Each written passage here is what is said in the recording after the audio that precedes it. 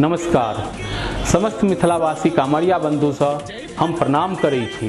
अपने समस्त कांवरिया बंधु से ई आग्रह जे एहि बेर पाग बम के रूप में बाबा धाम जाए और बाबा के जल चढ़ावी, पाग पहिर के बाबा के जल चढ़ावी। महाकवि विद्यापति जे छला, जिनका अपने सब जनैत हेबनि, ओ सब दिन भगवान शिव के पाग पहिर के पूजा केलथि, पाग पहिर के हुनकर आराधना केलखिन, जेकर नतीजा रहले जे अपने सब जनैत हेबै, नौकर बन के उगना के रूप में विद्यापति के एहिठाम विद्यापति जी के वो दर्शन देलखिन।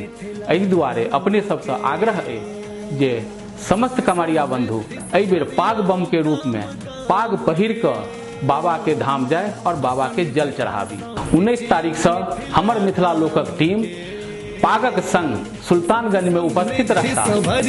गाम गाम के मिथिला वासी के लियो अपन शरण में, हम पाग कंवरिया आयल छी यहाँ के चरण में।